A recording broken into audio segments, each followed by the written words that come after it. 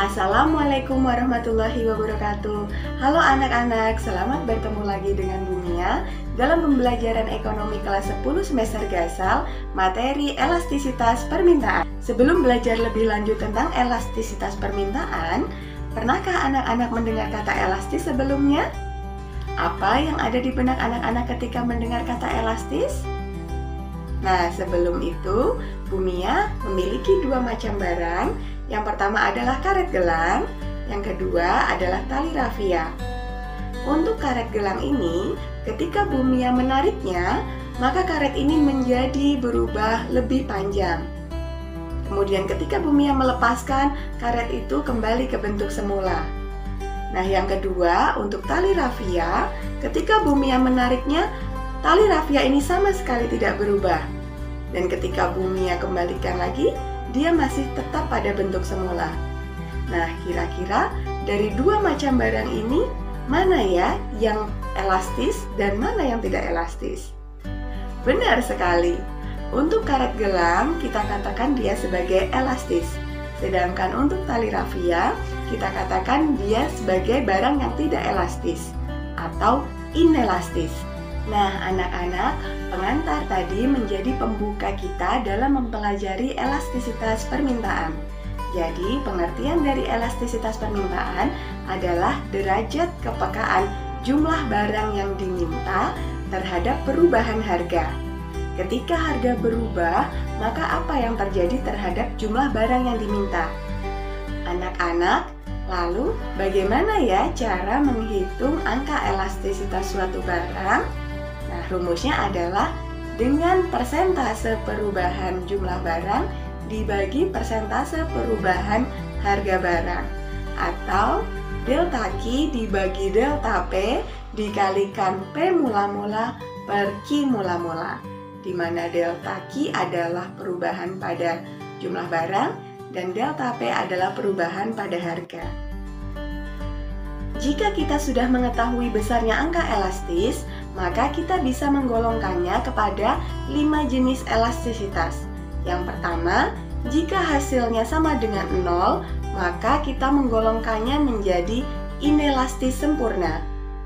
Yang kedua, jika angka elastisitas kurang dari 1, maka kita golongkan menjadi inelastis. Yang ketiga, jika hasilnya sama dengan 1, maka kita menggolongkannya sebagai uniter. Yang keempat, jika hasilnya lebih dari 1, maka masuk pada jenis elastis. Yang kelima, jika hasilnya tak terhingga, maka kita memasukkannya pada jenis elastis sempurna. Setelah mempelajari jenis-jenis elastisitas, selanjutnya kita akan mempelajari tentang gambar kurva elastisitas permintaan. Untuk yang pertama, inelastis sempurna. Kita ibaratkan di sini ada P, di sini ada Q. Nah, gambar kurva untuk inelastis sempurna ini berbentuk tegak berdiri. Karena berapapun harga berubah, jumlah barang yang diminta tetap. Jadi Q 0, sehingga kurvanya berbentuk tegak lurus. Yang kedua, inelastis. Untuk kurva inelastis, kurvanya cenderung terjal karena persentase perubahan kuantitas tidak sebesar persentase perubahan harga. Yang ketiga, elastis uniter. Kurvanya bersudut 45 derajat karena persentase perubahan kuantitas sama dengan persentase perubahan harga. Yang keempat, elastis. Kurvanya cenderung landai karena persentase perubahan kuantitas lebih besar dari persentase perubahan harga. Yang kelima adalah elastis sempurna.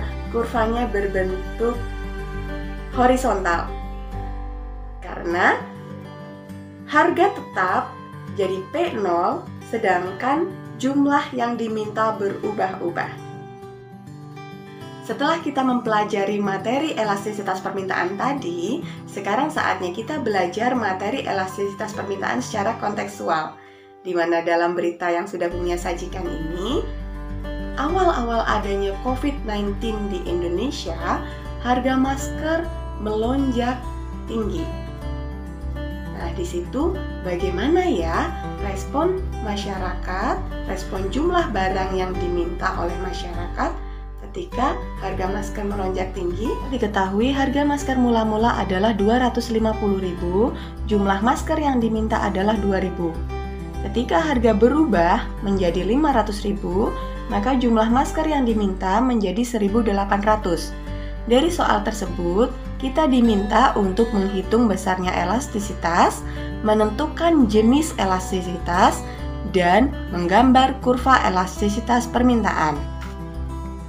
Penyelesaian yang pertama adalah P1 sama dengan 250.000, Q1 2.000, P2 500.000, Q2 1.800. Maka dapat kita hitung delta Q atau perubahan Q adalah 200, delta P atau perubahan harga adalah 250, dikalikan P mula-mula adalah 250.000 dan Q mula-mula adalah 2.000.